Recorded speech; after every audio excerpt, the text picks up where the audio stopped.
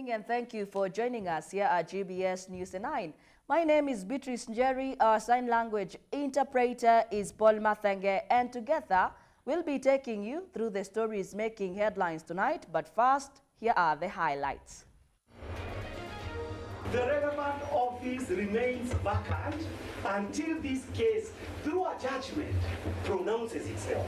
Impeached Deputy President Rigathi Gachagua fights his impeachment before a three-panel bench to try to squash the decision by Parliament to oust him.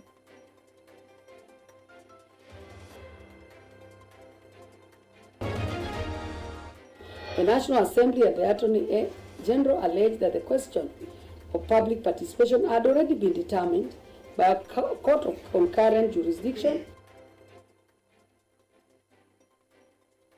Housing levy constitution, High Court now rules.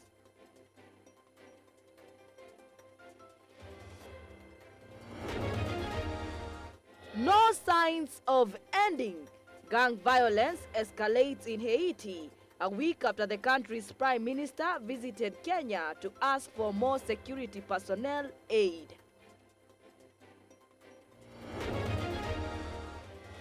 Annual athletics awards around the corner as Murkomen rallies for a trio gold medalist Faith Kipyegon, Beatrice Chebet and Emmanuel Wanyonyi.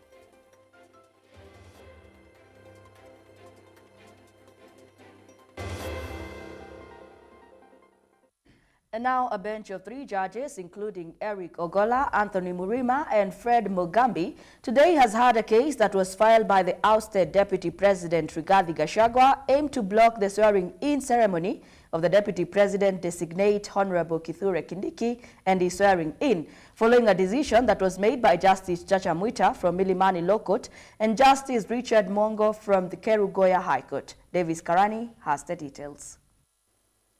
The Deputy President Rigathi Gachagua today attended a court proceeding that was led by a 3-judge bench who were appointed by the Deputy Chief Justice to make a decision on the court orders that were issued by Justice Chacha Mwita in Milimani Court and Justice Richard Mongo in Kerugoya Law Court, barring Professor Kithure Kindiki from being sworn in as the new Deputy President. But before the final decision was made, the bench was faced with 3 major appeals from the petitioner's side, which included unconstitutional appointment of the 3 judges by the Deputy Chief Justice, a role vested to the Chief Justice by the Kenyan Constitution. There was also an issue about the court sitting, which was conducted on a weekend, going contrary to the court official procedures working days, and the failure to the consideration for the bench recusal. Conservatory orders may be given. When this matter went before your brother judges, probably a sister also, in their wisdom, they directed this matter as such an omission that we need to preserve the subject matter. That subject matter, my lord, the preservation of it would be to ensure the relevant office remains vacant until this case, through a judgment, pronounces itself. Gachagua's side has also accused the Chief Justice for considering to deal with the grievances of the government and the Attorney General, leaving the petitioner out in her decision. There are multiple violations of the Constitution that are already ingrained and embodied in the various applications. We cannot allow them to be completed because this is what it's all about. This is what the decisions of the Chief Justice was all about, to complete the serious violations of the Kenyan Constitution. While you are out of office, you are not committed to stop, arrest, protect, and the government and its appendages that act in this manner. Gachagua's case to back Kindiki from being sworn in as the Deputy President will be determined on Thursday. The embattled Deputy President has also received a summoning letter from the Directorate of Criminal Investigations, where he is expected to be questioned on his allegations of being poisoned during a state function. Davis Karani, GBS News, Milimani High Court, Nairobi. The High Court has today ruled that the Affordable Housing Act 2024 was properly enacted and in accordance with the Constitution, paving the way for the government to continue with the program. The 3-judge bench, comprising Justices Olga Sewe, John Shigiti, and Josephine Mongare, found that adequate public participation was conducted and due process was followed when establishing the fund. This was after 6 cases were filed at the courts challenging the levy's legality. Here are the details. The High Court has today given the way forward on the imposition of the affordable housing levy that is currently at the rate of 1.5% on gross salary of an employee or the gross income of a person received or accrued as provided in the Affordable Housing Act of 2024.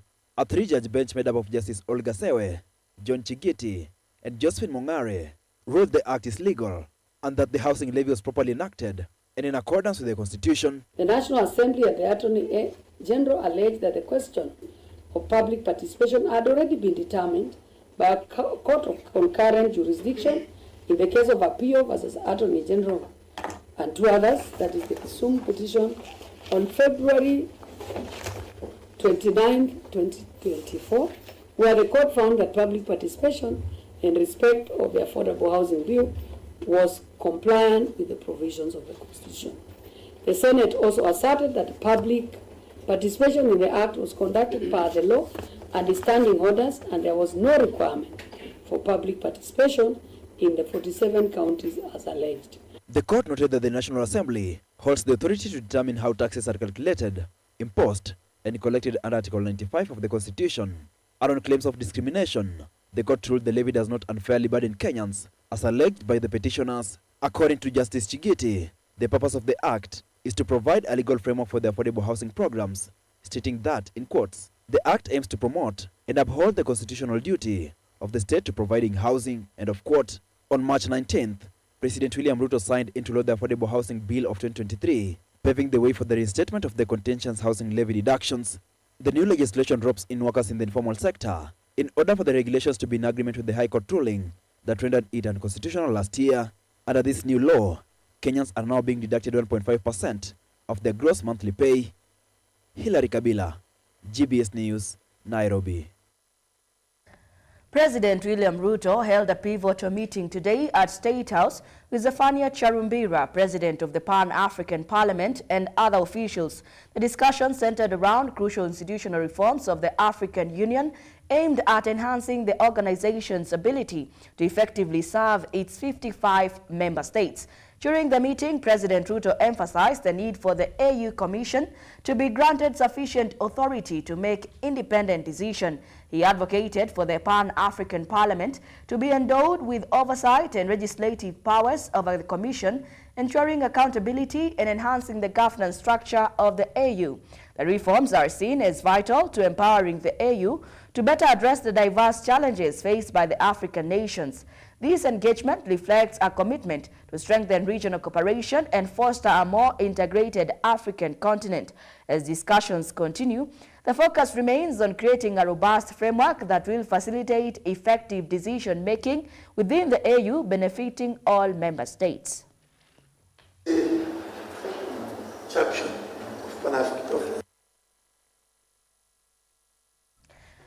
Nairobi residents have reason to celebrate as their pleas against excessive noise pollution have been acknowledged, prompting Environment Cabinet Secretary Aden Duale to direct the National Environment Management Authority to launch a crackdown on disturbances from clubs, churches, and nighttime construction activities. Announced via his official X account, the initiative aims to enforce noise regulations more strictly and will involve a multi-agency team, including NEMA's police unit, patrolling neighborhoods to ensure compliance. This decisive action follows recent complaints that led closure of the Fei Bistro in Kilimani. Susan Ganga has the details. Residents of Nairobi have received reprieve as their concerns regarding excessive noise pollution from clubs, churches, and nighttime construction activities have prompted action from the government. On Tuesday, Environment Cabinet Secretary Aden Duale issued a directive to the National Environment Management Authority, NEMA, to initiate a crackdown on noise pollution in the city. In a statement shared via his official X account, CS Duale announced that this crackdown will evolve into a nationwide anti-pollution campaign aimed at reducing noise disturbances in Nairobi. The operation will involve a multi-agency team, including the NEMA Police Unit, which will patrol various neighborhoods to ensure compliance with noise regulations. It comes barely 2 days after the Cabinet Secretary ordered the closure of Nairobi's Fay Bistro located in Kilimani over extreme noise pollution. Residents living in the vicinity had raised concerns over noise emanating from the facility. Majirani, na hiyo kelele yote inafika hapa, neighbors have complained they cannot sleep. Ukiangalia hii ni saa ngapi? Hii ni saa 6 ya usiku. Hii ni saa 6. So ukiangalia hiyo sauti yenyewe inaenda is almost 80. Unaona decibels iko juu sana. Iko juu, sauti yenyewe iko juu zaidi. The intervention was necessary after Nairobi County Environment Chief Officer Geoffrey Moisiria was allegedly obstructed from verifying compliance with some proofing laws at the establishment.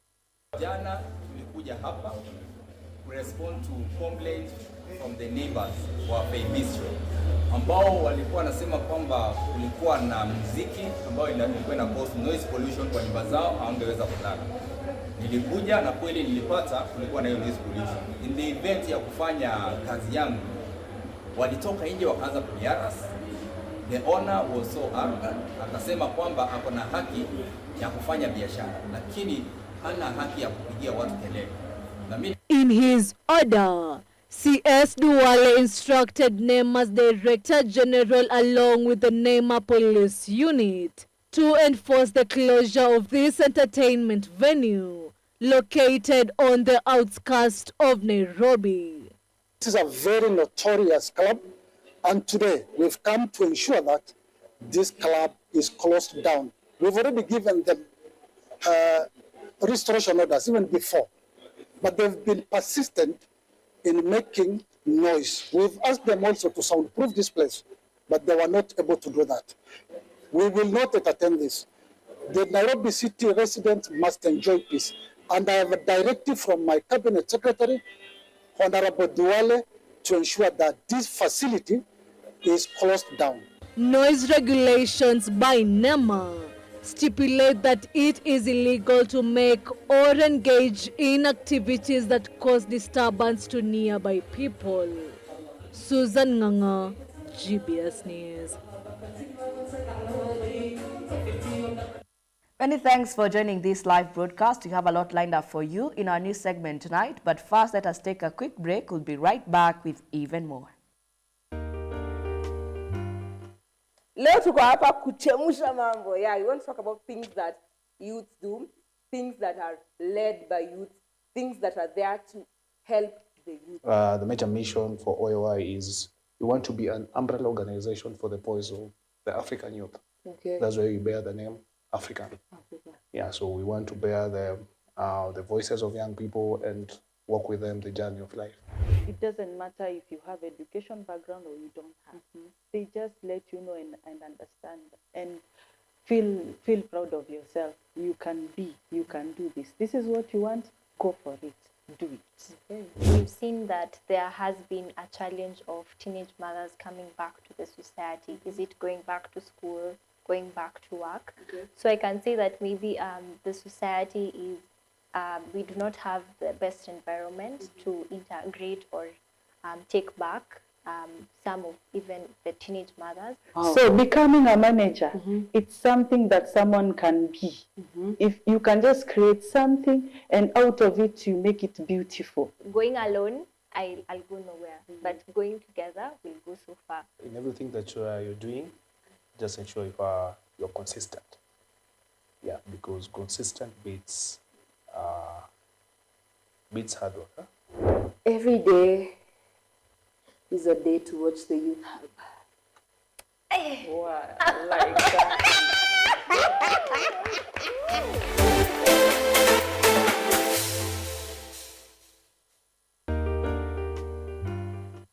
When we talk about health, about menstruation health, what does it mean? because women are uniquely made. They have something that is called periods, or they menstruate. That makes us unique. Every month, and menstruation is very special and pure. When I was growing up, when I started, nobody was talking about it. I only learned when I had my first period, which is called menarche. I am called, I had reusable pads. Our pads are reusable because they are made of cloth. Yes. If we didn't menstruate, they would not be there. So I tell them, boys, you would not be here if there's no menstruating. So how many of you would like to be fathers one day? All of them. So cramps is normal. If you can tolerate, you just try and vumilia. The same towel, face towel, you can dip it in warm water and just place it on your stomach if you are at home. Right now she's in her early 30s. When she's on period, she gets mad. You see? Mental disorder. She's proposed to, but she can't say yes because her uterus were removed, her ovaries. Oh my God. Without her knowledge when she was young.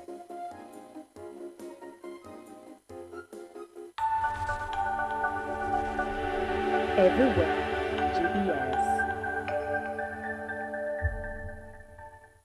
Welcome back. You're still watching GBS News 9. A family in Kiambu County is mourning the mysterious death of a 23-year-old university student, Seth Nyakeonjeri, whose body was found in a rental apartment at Biafra area of Thika County on Sunday, October 20th, 2 days after she left her home.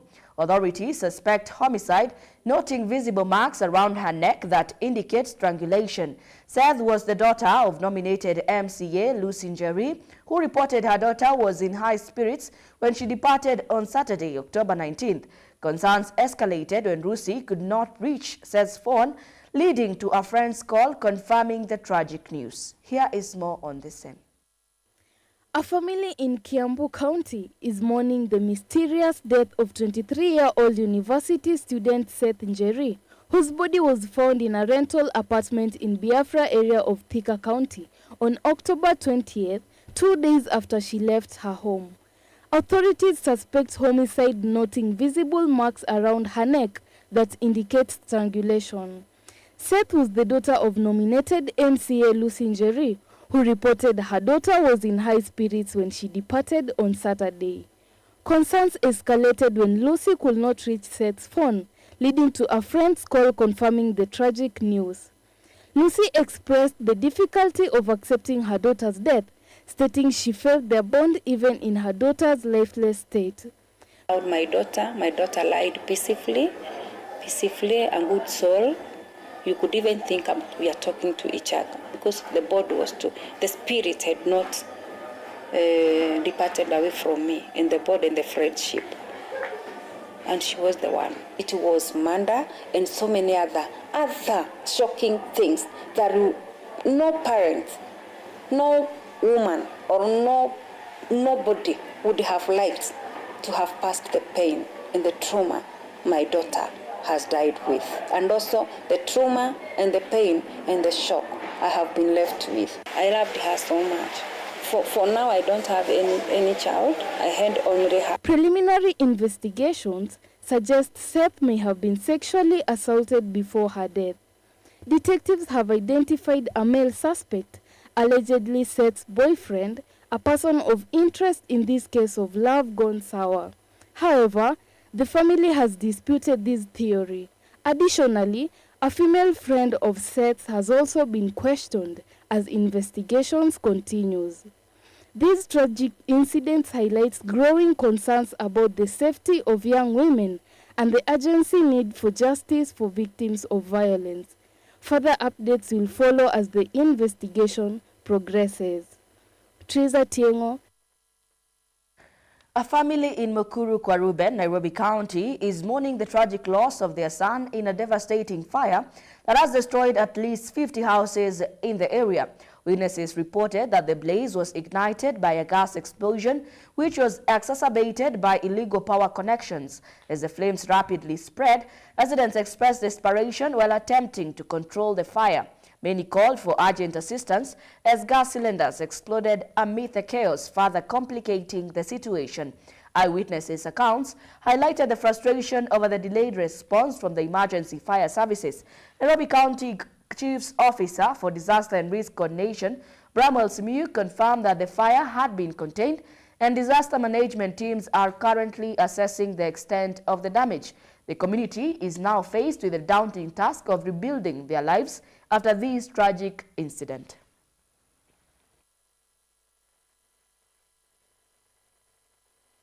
Ufumi ile moto ilitokea kwa ajili ya kado, sababu hapa Mukuru kwetu kwa Ruben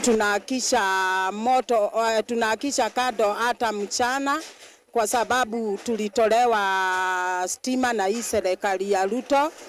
Mimi nilikuwa kazi, nikapigiwa simu, nikaambiwa kumechomeka. Mimi venye mnaniona ndivyo niko, hakuna kitu kingine niko nayo, hakuna kitu imebaki nayo. So mimi niko hivyo, moto imenimaliza. Tafadhali kama unaenda kazi, chukua watoto, pea jirani yako akuangalilie, ama upee watoto ambao ni wakubwa, mwache kuacha watoto wadogo kwa manyumba. Tunawaomba tafadhali.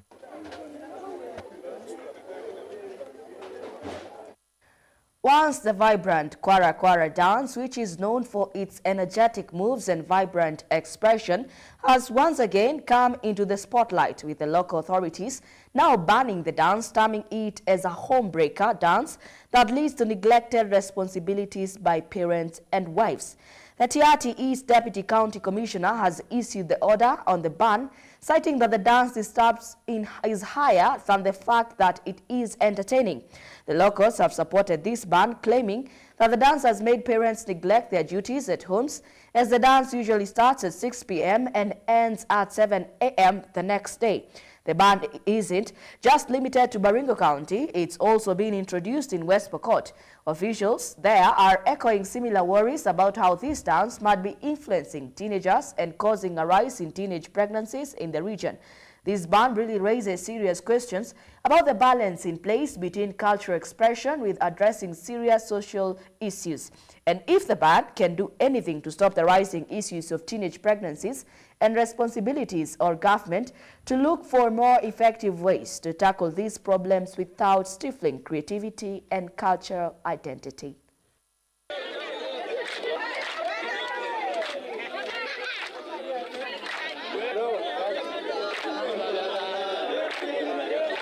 Mko na minong'ono huko na kuna wale ambao hawana uhakika kama iko aje. Tunataka kutangaza ya kwamba Kwara Kwara ni marufuku. Kwa hivyo kama una mpango wote wa kupanga harambee uwe umeita mimi na mheshimiwa, ama ni mimi peke yangu ama mheshimiwa peke yake, ianze saa 12 asubuhi, saa 12 jioni, Bismarck izimwe. Mashini izimwe, pesa haihitaji kelele ndio ichangwe. Hata waheshimiwa wangu hawahitaji hiyo kelele ambayo itasumbua watoto wangu wenye wanajiandaa kwa mtihani. Baada ya mtihani wazazi wanataka kupanga mambo ya school fees, mnasumbua hawa kwa kelele. Wamama wanahangaika, hawarudi nyumbani kwa wakati wazee wanataka. Kwa hivyo Kwara Kwara is a big X. Unajua kama tunaenda mjango mchana, kupiga jioni, si wewe unaenda nyumbani. Kupiga nyumbani wewe unakuta watoto wadogo, hakuna mama yao. Wewe unangoja kupiga saa 5, hakuna saa 6 mpaka kesho asubuhi. Sio ni mbaya. Kwa hivyo sisi tunaonea hata watoto wetu wale wa shule ako ndani na ngine kesho memba iko na wewe hujui ni nani. Governor Ntutu has called on the residents of Emuradikil not to fall for their personal agendas of some of the members of the county assembly, warning that their actions could derail vital development projects in the region. Speaking during the commissioning of new projects in Mogondo Ward, the governor addressed an incident where a group of youths attempted to disrupt the event, leading to police to intervene with tear gas. Meanwhile, Siaya County Commissioner Norbert Komora has raised concerns over high HIV/AIDS infection rates and teenage pregnancies among the youths aged 15 to 23 years in Siaya. Speaking during Mashujaa Day celebrations at the Kenya Medical Training College grounds in Siaya Town, Komora urged parents to guide their children in making morally sound decisions to combat these issues. In other news, Nyandarua Governor Kiarie Badilisha and County Commissioner Abdilasak Jaldesa have urged residents to maintain peace amid rising political tensions. Speaking during Mashujaa Day celebrations in Mutanga, Daragwa constituency, they emphasized the importance of peaceful coexistence and optimism for the county's development. Here is more on this. Mimi nilikusiwa asubuhi na jogini. Utasurvive leo na ndivyo kuko na baridi. Governor Tutu has urged Emuradiki residents to reject the personal agendas of some MCAs, warning that their actions could hinder development projects. Speaking at a project launch in Mogondo Ward, he condemned an incident where a police dispersed youth with tear gas, accusing certain politicians of inciting the disruption for their own interest. From our routines, to remember, commend and honor our freedom fighters for their tireless efforts during the Kenya struggle for independence.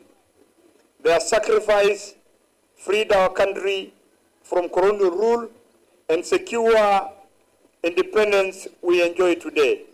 Asilimia 90 ambayo mambo ambayo kesi mbaya business tuko na mambo mengi ni security, mambo mengi inachangiwa na kitu inaitwa gender based violence. Governor Tutu urged the youth not to be used as pawns in political battles. He called on local elders to counsel young people and protect them from being exploited by politicians who prioritize their own interests over the well-being of the community. The MCAs who were against the governor were from Olamasani, Mogondo, and Irkerin wards in the Transmara East sub-county. Governor Tutu singled out these MCAs, asking them to step aside if they are unwilling to support the county's development initiatives. On the other hand, Leon Timama, nominated MCA, praised the governor for development agenda across the county, urging fellow leaders to avoid conflict and work together for the community benefit. Meanwhile, Siaya County Commissioner Norbert Komora has expressed concern over rising HIV/AIDS cases, teenage pregnancies, and gender-based violence among youth aged 15 to 23 in the county.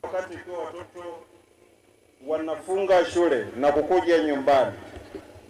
Tafadhali wazazi kama wazazi tuwajibike, tutunze watoto wetu. Wasije wakapatikana na janga la ukimwi. Bado ni tisho, especially kwa wale vijana wadogo kati ya miaka 15 hadi miaka 23. Bado kuna hiyo tisho. Speaking during Mashujaa Day celebration at KMTC Siaya, Komora urged parents to guide their children in making responsible and moral decisions to help address these issues. On security, Komora decried insecurity in some part of the county, especially in Rarieda and Gemwagai sub-counties and along the major highways. Addressing the occasion, Siaya Governor, in a speech read by the County Executive Committee member for the governance, Agunda Ochanda, called on Kenyans to appreciate the remarkable role played by the so-called liberation heroes led by Jaramogi Oginga Odinga and Professor Wangari Maathai, among others. He called for unity amongst the two levels of the government and citizen so as to confront the challenges affecting the country. The occasion was also attended by the County Executive Committee member for Health, Dr. Martin Konyango, and County Police Commander Sarah Koki, among others. In others news, Nyandarua Governor Kiarie Badilisha and County Commissioner Abdilasak Jaldesa have urged residents to maintain peace despite rising political tensions. Speaking during Mashujaa Day celebration in Mutanga, Darangwa constituency, they emphasized that peaceful coexistence is key to development. Tupendane sisi kwa sisi, tupendane kama area, tupendane kama county, tupendane kama nchi, na mimi ninajua Mungu anatupenda na upendo mkuu. The county boss noted that within the 2 years he had been in office, his government has made strides in all sectors despite the challenges facing the counties, especially the challenge of disbursement of funds from the national government, which he said is threatening development. Additionally, he noted that currently there are over 86 health facilities in the county from 75 years ago, while his government has employed over 100 health workers within a promise of increasing the number in the future. Nyandarua County Commissioner Abdirasak Jaldesa called upon the residents in Nyandarua to continue being patriotic and in unity, for they need each other, calling upon them to register with the Social Health Insurance Fund, which has been spearheaded by chiefs. He also appreciated the residents for prompt reporting of those engaging in illegal activities, which has helped nab illicit brew, as well as arrest of the culprits of stock theft in the area. Peris Kigo, GBS News. To keep your comments coming in through our SMS line 21144 and GBS TV Africa on all our social media handles. That report brings us to our international news, but first let us take a quick commercial break. Hello everyone. I'm so much thankful to have this precious time to actually share with you the word of God. When I was growing up and when I was attending church, my former church, I was taught that, you know, although I'm saved, but as I, when I commit sin, I become a sinner.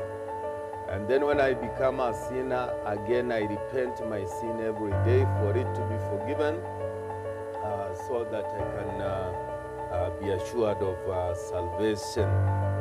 But when I was living a life of trying to confess my sin each and every day and believing that I'm a sinner, actually I could not have an assurance of my salvation in my heart. So I thought, and I was taught that my sin is, the deeds which I do outwardly. Until the time I came to realize, for sure, I'm a person who cannot really do good. The problem is not the deeds which I'm doing outwardly. The problem is the core. The core of my heart itself is evil. Jesus, what he did, he lived among us.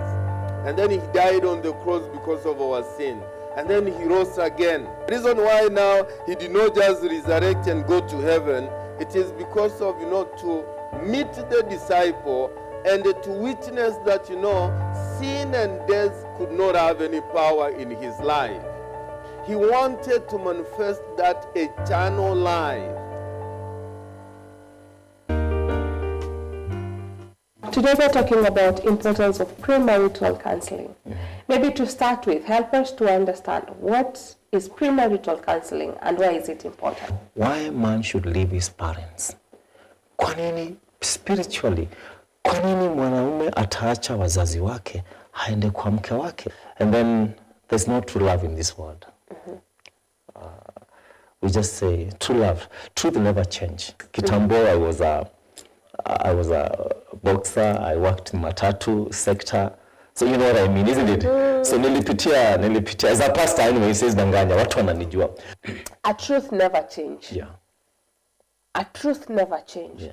So if I tell you the truth, it will not change. Even if you'll ask me 5 years later, as long as I said the truth, I'll not forget because that is the truth. Kuna msemo lakini ni uongo, yani wanasema ukiongea ukweli hautaishi na bibi. Action speaks louder than words. True. Yeah. So what I say is not important. My actions are important. Nikamwambia mali jiwe na tupa si mali inaanguka. Then she changed her mind. And then I come home.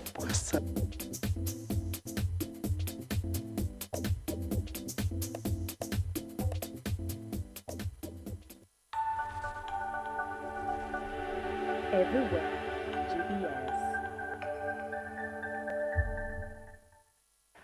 Welcome back to the broadcast, and now to matters international news. In Haiti, escalating gang violence has resulted in the deaths of at least 2 women, including an 8-month pregnant woman, and displaced 5,000 people in the capital, Port-au-Prince. The violence continues to worsen, deepening the country's humanitarian crisis. Here are the details. Haiti is dealing with the surge in gang violence, particularly in the capital. Recent attacks have targeted multiple neighborhoods, including Solino, where the thick smoke billowed from homes set ablaze by gangs. The Civil Protection Agency reported that the violence has displaced thousands and led to tragic losses, including the deaths of 2 women. The situation is critical in schools as well, with a recent attack in Istre resulting in the death of a parent and injuries to several school children. Earlier this month, a devastating gang assault in Port Sunday left at least 109 people dead and over 40 injured. Despite the presence of a UN-backed multinational mission led by Kenya, aimed at supporting the overwhelmed Haitian police, gang violence remains rampant. The mission has yet to deploy its target of 2,500 police officers, and powerful gangs now control approximately 80% of Port-au-Prince and the country's main roads. According to the UN High Commissioner for Human Rights, at least 3,661 people have been killed in Haiti since January. The violence has forced more than 700,000 people to flee their homes, half of whom are children, as reported by the International Organization for Migration. With the situation worsening day by day, the need for urgent humanitarian assistance in Haiti has never been more critical. The international community must respond to support those caught in the crossfire of this escalating crisis. Irene Jukuna, GBS News. Success Masra, the leader of the Transformers Party, which is the main opposition to the Chadian President Mahamat Idris Deby, has declared that it will boycott the legislative and local elections set for December 29th. Masra made this announcement during a ceremony honoring the event of October 20th, 2022, when military and police forces reportedly killed at least 300 young protesters opposing the military junta supporting Deby, as reported by various national and international NGOs. Here is that report. Chad's opposition Transformers Party has said it will not run in the junta-ruled country's legislative and local elections on December 29, since the result was decided in advance. Masra made this announcement during a significant ceremony marking the anniversary of the tragic events of the October 20, 2022, a day of intense national unrest. On that day, young Chadians took to the streets to protest against the military junta that had come to power following the death of Mahamat Idris Deby's father, former President Idris Deby Itno. The protests were met with violent crackdown by the military and police forces, resulting in the death of at least 300 demonstrators, according to the report from both national and international and governmental organizations. Masra, who has consistently been critical of Deby's rule and military juntas that backs him, used these solemn occasions to underscore his rejection of what he perceived as flawed and illegitimate political process. By boycotting the elections, the Transformers parties aim to challenge the credibility of the electoral process, which Masra and his supporters believe is heavily biased in favor of the ruling elite. C'est un grand jour pour notre pays, sans doute un grand jour pour la démocratie, et qui engage tout le monde. The October 20 protests have become a symbol of the ongoing struggles between Chad opposition forces and the military government. Masra's decision to boycott the elections highlights the deepening political crisis in Chad, where opposition groups are increasingly delusioned with the current administration handling of both government and civil unrest. As the December elections approach, the boycott signals potential for further instability, with the opposition intensifying its resistance against what they consider a regime unwilling to embrace democratic reforms. Paris Kigo, GBS News. Southern Africa is facing its worst hunger crisis in decades, with over 27 million people severely affected by a devastating drought worsened by the El Nino weather phenomenon. The national disaster declared in Lesotho Malawi, Namibia, Zambia, and Zimbabwe, the situation is becoming increasingly dire as communities struggle to survive. Here is more on this. The relentless drought has devastated crops and livestock across the region, pushing millions into malnutrition. Children are among the hardest hit, with many at risk as the current lean season worsens before the next harvest in March or April. In addition to the agricultural crisis, the region's dependence on grain-fed farming has revealed vulnerabilities heightened by climate change. Angola and Mozambique are also facing severe impacts, amplifying the drought reach across southern Africa. The World Food Programme spokesperson, Thomson Fury, reports that while they require $369 million for emergency aid, only a fraction of this has been received. For many communities, this is the worst food crisis in decades. October in Southern Africa marks the start of the lean season, and each month is expected to be worse than the previous one until harvest next year in March and April. A record 5 countries, Lesotho, Malawi, Namibia, Zambia, Zimbabwe, have all declared their hunger crisis a state of disaster and called for international humanitarian assistance. Angola and Mozambique are severely affected as well. Countries like Zambia and Zimbabwe are dealing with widespread blackouts due to critically low water levels at the Kariba Dam, further straining already struggling economies. In a desperate bid to provide food, Namibia and Zimbabwe have turned to culling wildlife, including elephants, to meet the urgent needs of their populations. As the crisis deepens, the urgent call for international intervention grows louder. Without immediate action, millions in South Africa face an uncertain future. Irene Juguna, GBS News. On Monday morning in central Maputo, Mozambique, police forcibly suppressed an opposition protest. The incident occurred as opposition leader and presidential candidate Venancio Mondlane was addressing the press at his campaign headquarters. Police reportedly targeted the premises with tear gas, causing Mondlane to flee the scene. The opposition leader had cancelled for a general strike, citing allegations of fraud in the recent general elections, which the ruling party claims to have won. Tensions remains high as Mondlane contests the legitimacy of the election results. Here are the details. Mozambique police on Monday fired tear gas and bullets at the protesters in the capital, Maputo, who had gathered at the scene where 2 opposition party figures were shot dead on Saturday after a disputed election. These demonstrations come just 2 days after the assassination of 2 associates of Venancio Mondlane, Evinos Diaz, Mondlane's lawyer, and Paulo Gwamba, a member of the Podemos party. Following Diaz's death, was preparing a legal challenge against alleged electoral fraud. Mondlane family believe that the Mozambican defense and security forces are responsible for the double murder. I was cornered in my house. There were people at my door who were not letting me leave. I was being followed all night. That's why I was supposed to be here very early to start the strike. This assassination raises concern among observers about a potential surge in violence in the country. Several hundred people took part in the protest, with some burning red Frelimo flags in the streets and throwing the logs.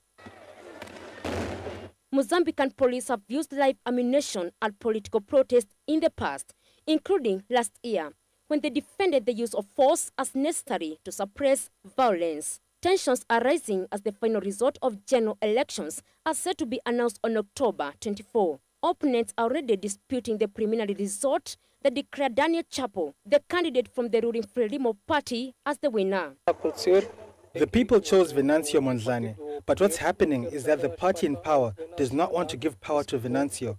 That is why the people are in the streets. Frelimo has ruled the Southern African countries since 1975 and has been accused of electoral fraud by opposition leaders, civil society, and elections observers, which it denies. Mozambique's electoral commissions has declined to comment on accusation of fraud.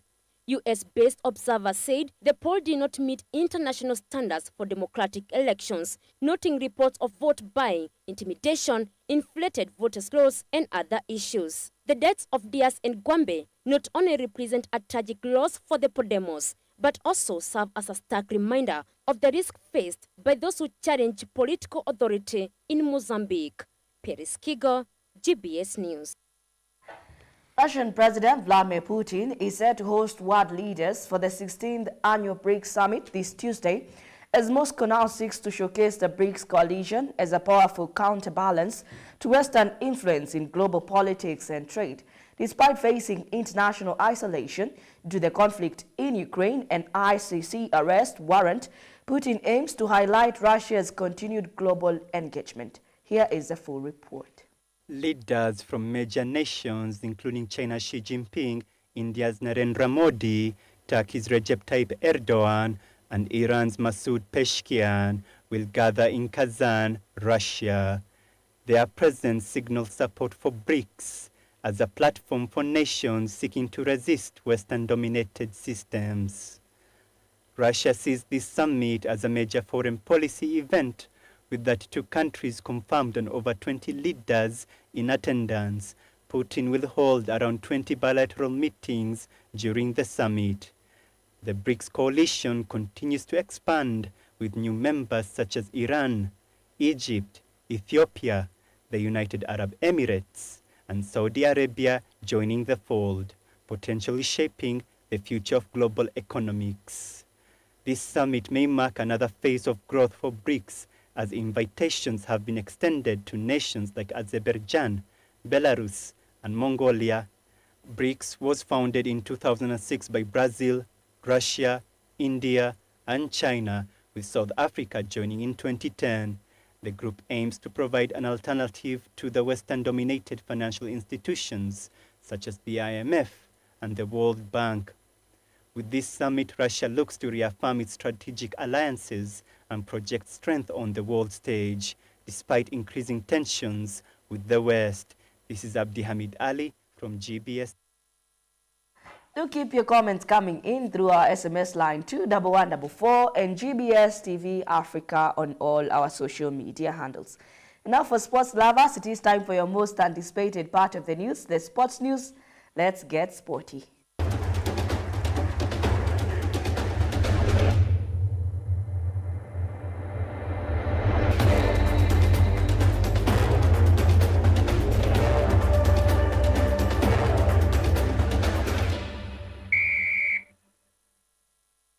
Sports Cabinet Secretary Kipchumba Murkomen is urging Kenyans to vote for 3 talented athletes nominated for the 2024 Track Athlete of the Year Award: Faith Kipyegon, Beatrice Chebet, and Emmanuel Wanyonyi.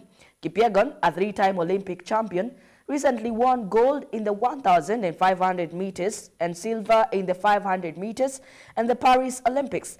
Chebet achieved double gold in the 5,000 meters and 10,000 meters, becoming the 3rd woman to do so at the Olympics, while Wanyonyi led Kenya to gold in the 800 meters. Voting ends at October 27th, and Murkomen emphasized that their outstanding achievements deserve recognition.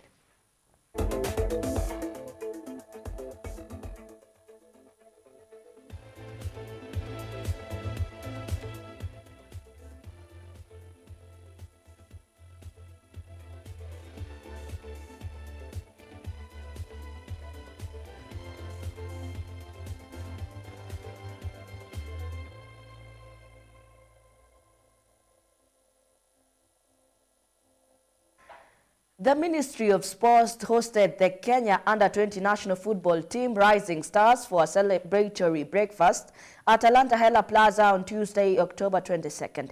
This event honored the team's exceptional performance in the Under-20 AFCON CECAFA qualifiers, where they emerged as runners-up and earned a place in the prestigious Under-20 AFCON Championship, marking a significant achievement as they become the first junior team to qualify for the tournament. Here are the details.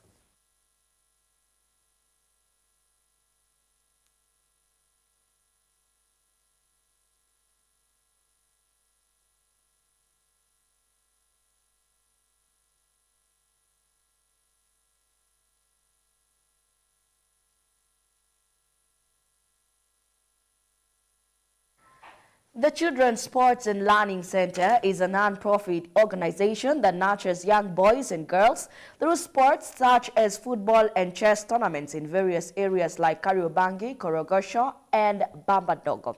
The executive director's goal is to bring hope to children living in the ghetto by providing access to sports and learning opportunities. The organization aims to empower these young individuals and help them build a brighter future.